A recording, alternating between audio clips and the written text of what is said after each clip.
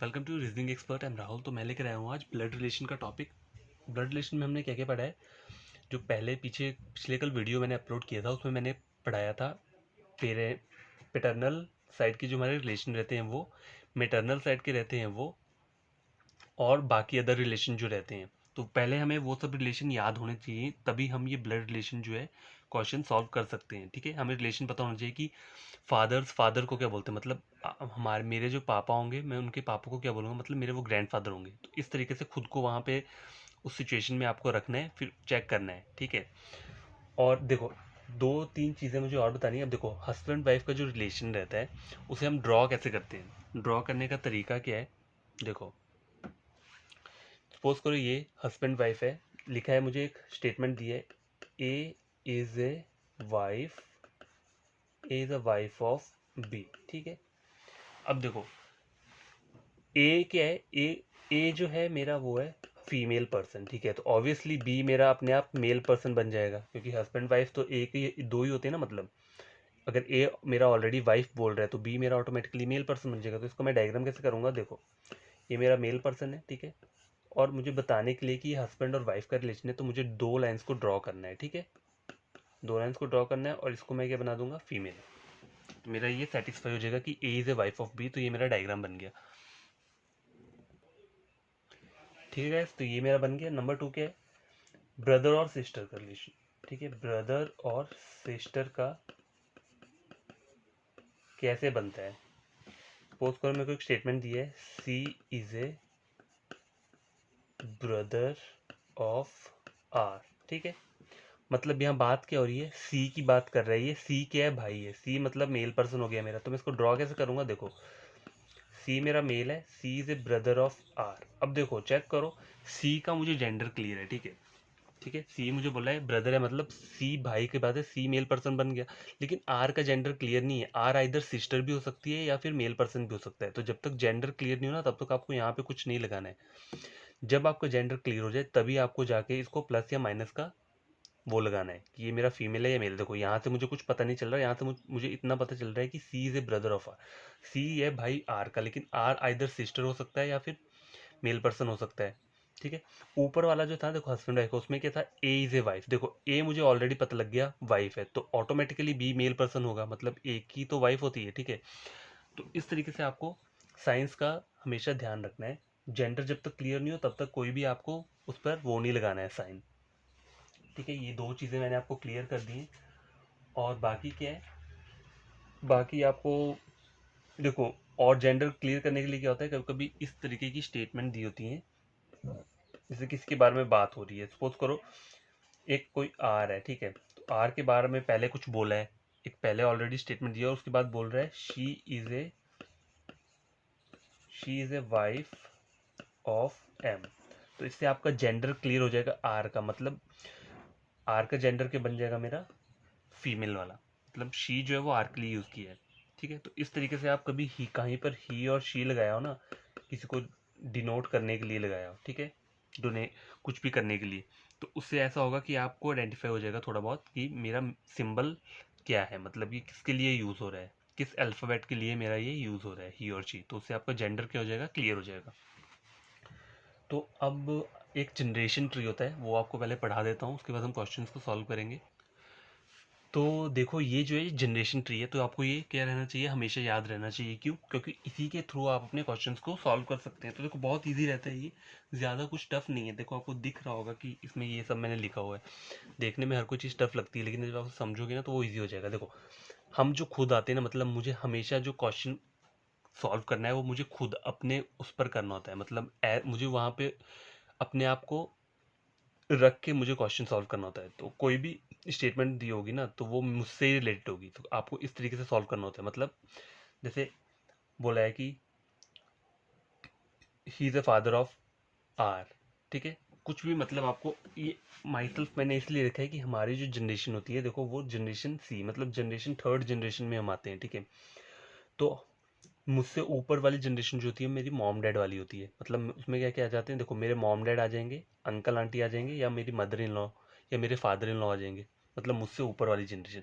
और जो पहली जनरेशन रहती है मतलब मेरे मॉम से आगे वाली जनरेशन, उसमें क्या आते हैं हमारे ग्रैंडफादर या ग्रैंडमदर आते हैं। तो मतलब ये जो जनरेशन चलती है पूरी, ये खुद को देख कर ही हमें देखना होता है। मतलब माई सेल्फ, मतलब मैं खुद जहाँ रुक रहूँगा ना, मतलब मुझसे देखकर मुझे सारा कुछ याद रहेगा, याद रखना पड़ेगा। जैसे मुझसे पहले मेरे पेरेंट्स आते हैं, उससे पहले मेरे ग्रैंडफादर और ग्रैंडमदर आते हैं, मेरे बाद क्या आएंगे, मेरे बच्चे आएंगे या उनके, या फिर डॉटर इन लॉ और सन इन लॉ आएंगे।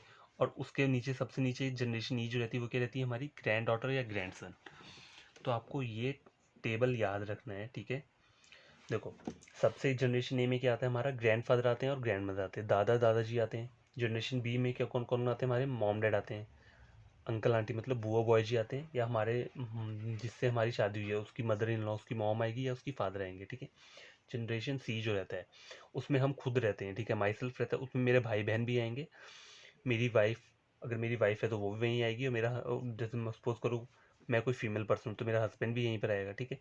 और मेरा brother in law sister in law वो भी यहीं पर आएंगे, ठीक है। मुझसे नीचे वाली जनरेशन जनरेशन डी रहती है, मतलब फोर्थ जनरेशन रहती है, उसमें कौन कौन आएंगे, मेरे बच्चे आएंगे, बेटा बेटी आएंगे, या उनके ने शादी करके रखी है, son in law daughter in law वो सब आएंगे। और जो जनरेशन डी से नीचे वाली जनरेशन रहती है, जनरेशन ई बोलते हैं, उसमें कौन आते हैं, ग्रैंड डॉटर आती है या ग्रैंड सन आता है। बस इतना सा चार्ट है ये। और ये चार्ट आपको याद हो जाएगा ना, तो आपको कोई भी क्वेश्चन ईजिली आप सॉल्व कर सकते हो, ठीक है। खुद के रिलेशन रहते हैं, देखो हमारे खुद के जैसे रिलेशन में हमारे मॉम डैड रहते हैं, फिर उनके दादा, हमारे दादा दादाजी होंगे, या हमारी बुआ जी बॉय जी रहेंगे, हमारे कोई कजन्स रहेंगे, वो सब रहेंगे, ठीक है। तो वो सब क्या रहते हैं, उसी तरीके से हमें इन्हें याद रखना पड़ता है। बस ये जनरेशन ट्री पकड़ो और आपके क्वेश्चन सॉल्व हो जाएंगे, ठीक है। तो ये भी मेरा हो गया। तो अभी हम क्या करेंगे, एक एग्जाम्पल लेते हैं, ठीक है। एग्जाम्पल लेता हूँ, उससे आपको ज़्यादा समझाएगा। और अलग अलग टाइप के क्वेश्चंस आते हैं, देखो ब्लड रिलेशन में भी एक सिंपल टाइप का रहता है, ठीक है, स्टेटमेंट टाइप का रहता है, कुछ में होता है कि डायरेक्शंस दी होती हैं, तो वो हमें पहले फाइंड आउट करनी होती हैं, ठीक है। तो अभी हम क्वेश्चंस करते हैं, ठीक है। तो गैस देखो, एक तो इस तरीके का क्वेश्चन रहता है जो ब्लड रिलेशन का एग्जाम्स में आ सकता है। देखो आता नहीं है, लेकिन पहले आता था, लेकिन हो सकता है आ जाए। तो हमें ये सॉल्व करके ही चलना पड़ेगा, मतलब हमें इसे भी रखना है कि कैसे इस टाइप के क्वेश्चंस को सॉल्व करना है। तो देखो चेक करो, स्टेटमेंट क्या बोल रहा है। Pointing to a lady in a photograph, Shalu said, her son's father is the son-in-law of my mother. How is Shalu related to that lady? बोल रहा है how is Shalu related to that lady, मतलब शालू lady की क्या लग रही है, मतलब लेडी की क्या लग रही है शालू, लेडी, शालू और लेडी का रिलेशन पूछा है, लेकिन लेडी की तरफ से पूछा हुआ है, ठीक है। रिलेशन तो पूछा है इन दोनों का, लेकिन कहाँ से पूछा है, लेडी की तरफ से शालू का रिलेशन पूछा है कि शालू जो है वो लेडी की क्या लगती है, ठीक है। तो इसको हम करेंगे कैसे इस टाइप के क्वेश्चन को। देखो सबसे बढ़िया तरीका जो है वो मैं आपको बताता हूँ। Pointing to lady in a photograph, ठीक है, मतलब ये एक्सपोज कर लो एक फोटोग्राफ है, ठीक है, और यहाँ पे इसके बीच में एक लेडी है, ठीक है, लेडी है, pointing to a lady in a photograph, ठीक है। शालू सेड, मतलब शालू जो है ना, शालू शालू इसको पॉइंट आउट करके क्या बोल रही है, बोल रही है इसका हर सन्स फादर, मतलब लेडी का एक सन है, ठीक है। हर हर सन्स फादर, मतलब इसका सन का जो फादर है, मतलब लेडी का हस्बैंड हुआ वो, ठीक है।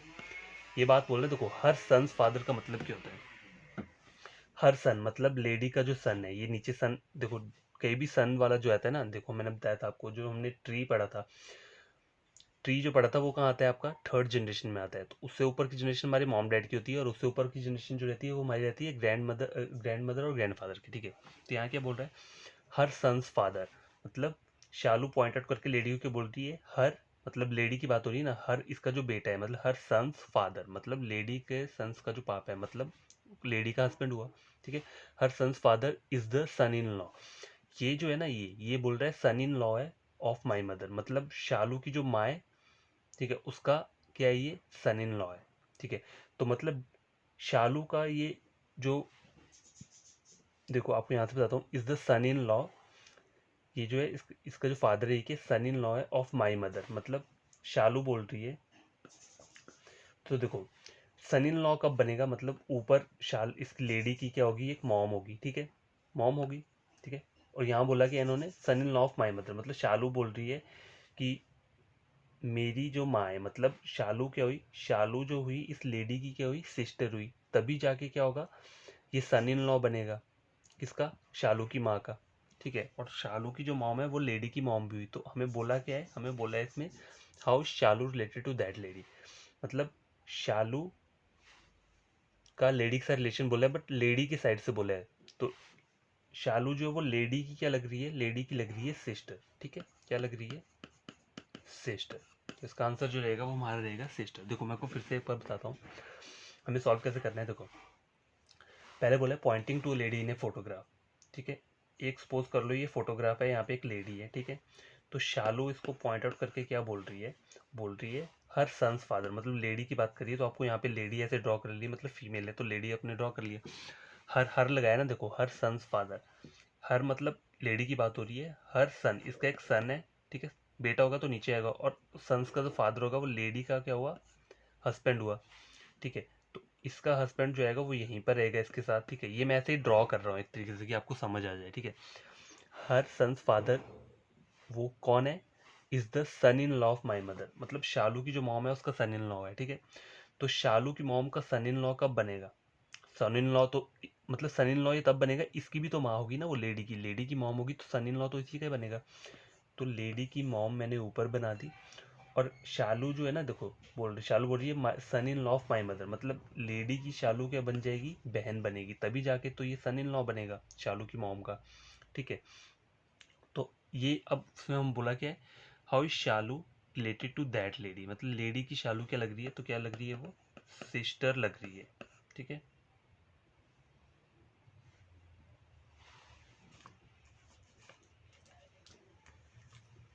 तो इसमें अब हमें शालू का जेंडर नहीं बोला है, लेकिन हमें शालू का जेंडर हमें आइडेंटिफाई कैसे हुआ, क्योंकि देखो शालू बोल रही है, Shalu said her son's father is the son in law of my mother, ठीक है। तो शालू की मॉम का क्या बनेगा, ये मतलब सन इन लॉ तब बनेगा जब शालू जो है लेडी की सिस्टर बनेगी। इस तरीके से आपको क्या चीज़ें करनी है, ये चीज़ें याद रखनी है। तो देखो एक बार फिर से मैं आपको बता देता हूँ, pointing to a lady in a photograph, Shalu क्या बोलती है, शालू एक लेडी को फोटोग्राफ में पॉइंट आउट करके क्या बोलती है, तो यहाँ मैंने शालू लिख लिया, यहाँ फोटोग्राफ है और इसमें लेडी है, तो शालू इसको पॉइंट आउट करके बोल के रही है कि जो लेडी का सन है, लेडी का जो सन का पापा है, मतलब ये लेडी आ गई, लेडी का सन नीचे आ गया, बेटा यहाँ आ गया, और उसका पापा जो आएगा तो लेडी के साथ ही आएगा वो, और हस्बैंड वाइफ के रिलेशन को बनाने का ये सिंबल रहता है, ठीक है।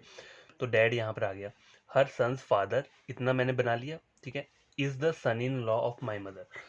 अब शालू की जो माँ है, देखो सपोज करो ये शालू है, ये इसकी मॉम है, ठीक है। अब इसका जो son in law of my mother, अब शालू की मॉम का सन इन लॉ कब बनेगा, जब शालू की कोई बहन होगी या भाई होगा, ठीक है। तो भाई की तो बात हो नहीं रही है यहाँ पे, तो लेडी की बात हो रही है, तो ऑब्वियसली ये जो लेडी है ये शालू की क्या बन जाएगी, सिस्टर बन जाएगी, तभी जाके ये सन इन लॉ का रिलेशन क्या करेगा, एस्टेब्लिश होगा। ये जो रिलेशन बन रहा है सन इन लॉ का, ये तभी एस्टेब्लिश होगा जब शालू लेडी की बहन बनेगी, ठीक है। तो आपको इस तरीके से क्या करना है, रिलेशन फाइंड आउट करना है। एक और क्वेश्चन लेता हूं मैं इसी तरीके का, उससे आपको और समझ आ जाएगा। गैस ये चेक करो, एक मैं और क्वेश्चन लेकर आया हूँ, स्टेटमेंट टाइप का क्वेश्चन है ये। Pointing to a lady on a platform, Manju said she is the sister of the father of my mother son, ठीक है। तो who is lady to the Manju, देखो लेडी और मंजू के बीच में रिलेशन फाइंड आउट करना है मुझे, ठीक है। लेकिन करना कहाँ से है, मंजू की साइड से जाएगा लेडी वाला रिलेशन, बोला ना, देखो who is lady to Manju, ठीक है। मंजू की साइड से मुझे फाइंड आउट करना है कि वो लेडी मंजू की क्या लग रही है, ठीक है। लेडी जो है वो मंजू की क्या लग रही है, तो मुझे ये फाइंड आउट करना है। तो फाइंड आउट किस करूंगा, pointing to a lady on a platform, suppose करो ये एक प्लेटफॉर्म है, यहाँ पे एक लेडी है, ठीक है। तो इसको पॉइंट आउट कौन कर रहा है, मंजू कर रहा है, ठीक है। अब देखो मंजू का मुझे अभी तक जेंडर क्लियर नहीं है, ठीक है। और उस लेडी का भी नहीं पता, क्योंकि लेडी बोला है, और ब्लड रिलेशन में ऐसा होता है कुछ भी वर्ड हो हमें रिलेशन तब तक find out, gender find out तब तक नहीं करना है जब तक हमें गिवन नहीं दिया हो। Pointing to a lady on a platform, ठीक है। मंजू ने एक लेडी को पॉइंट आउट किया और क्या बोलती है, शी, मतलब लेडी के लिए शी यूज किया, तो इसका जेंडर मुझे पता चल गया क्या है, फीमेल है, ठीक है।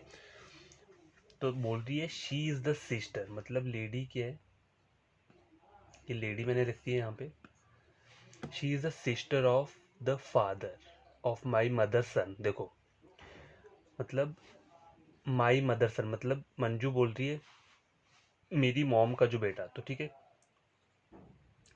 तो यहाँ मैंने मंजू बना दी, ठीक है। सपोज करो मैंने मंजू यहाँ बना दी। माई मदर सन, मंजू बोल रही है माई मदर सन, मतलब मेरी मॉम का एक बेटा। तो मंजू का एक भाई है, ठीक है, और इन दोनों की एक मॉम है, ठीक है।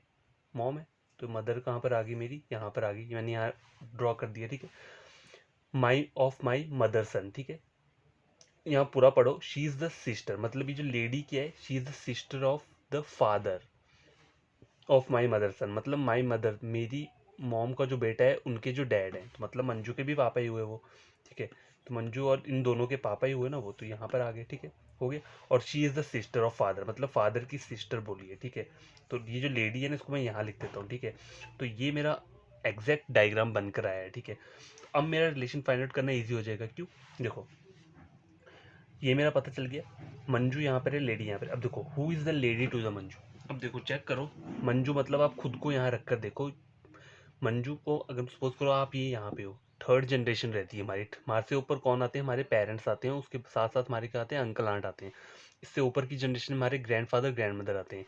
हमसे नीचे कौन आते हैं, हमारे सन डॉटर आते हैं या son in law daughter in law, और उसके नीचे हमारे आते हैं ग्रैंड डॉटर या ग्रैंड सन आते हैं, ठीक है।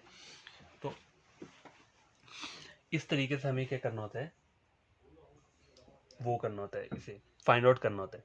तो अब बोला है who is the lady to the Manju, मतलब मन लेडी जो है वो मंजू की क्या लग रही है, मंजू की साइड से पूछा है हमें मंजू की क्या लग रही है। तो देखो मंजू की ये एल के लगेगी, देखो मंजू के ये मॉम है, ठीक है, मॉम की हस्बैंड में मंजू के फादर हुए ये, ठीक है। तो फादर की बहन है तो मंजू के लगेगी आंट लगेगी, तो इसका आंसर जो रहेगा वो क्या रहेगा, आंट रहेगा।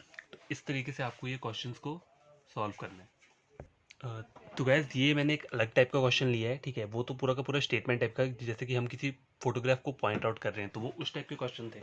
अब ये जो क्वेश्चन है ये क्या बोल रहा है मुझे, A is the father of C and D is the son of B, E is the brother of A, if C is sister of D how is B related to B, और E का relation पूछा है how is B related to E, मतलब B जो है वो ई का क्या लग रहा है। जहाँ पे भी टू ई लिखा हो तो सपोज कर लो जो रिलेशन हमें पूछा है वो कहाँ से पूछा है, बैकवर्ड का पूछा हुआ है, ठीक है।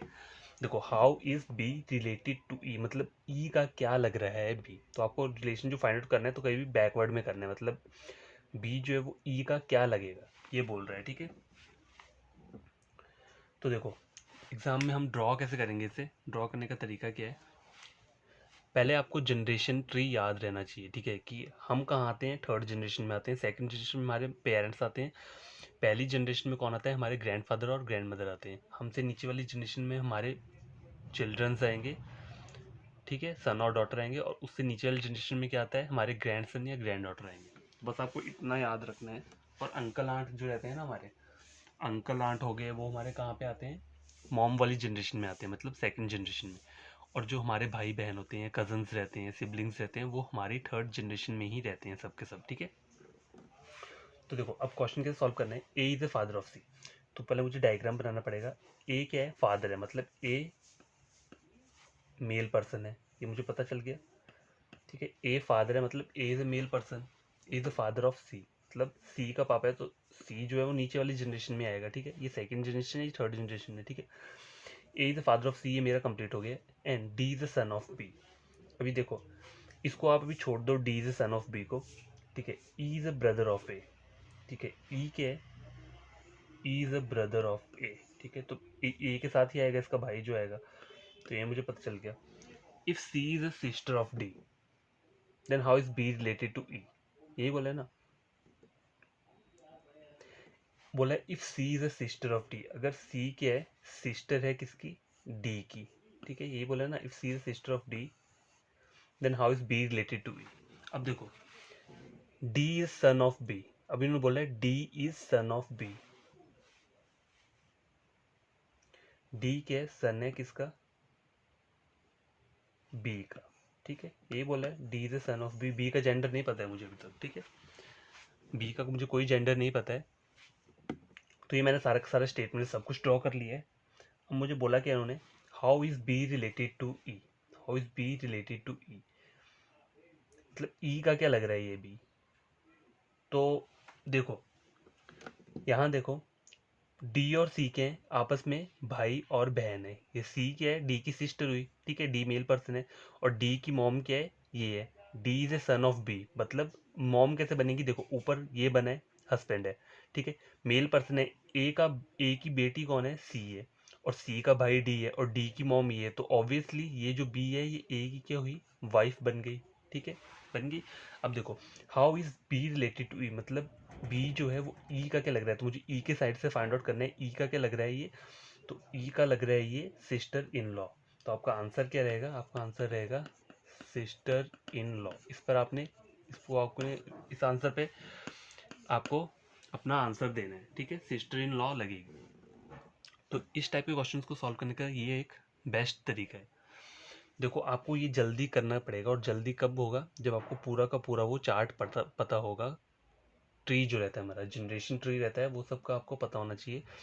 और जो हमारे ये रिलेशन रहते हैं मैटरनल पैटर्नल साइड के और दूसरे वाले रिलेशन, वो भी याद होना चाहिए, तब जाके आप इन क्वेश्चंस को क्या करोगे, इजीली सॉल्व कर सकते हो, ठीक है। एक और क्वेश्चन लेता हूँ मैं। तो गैस ये क्वेश्चन लेकर आया हूँ, देखो A B C are sisters, पहली स्टेटमेंट ये है, तो मतलब ये तीनों क्या हैं, बहनें हैं, तो मैं बहनें बनाऊंगा तो तीनों की तीनों फीमेल बनेंगी, ठीक है। ए बी सी के हैं, तीनों की तीनों सिस्टर्स हैं, ठीक है, बन गया।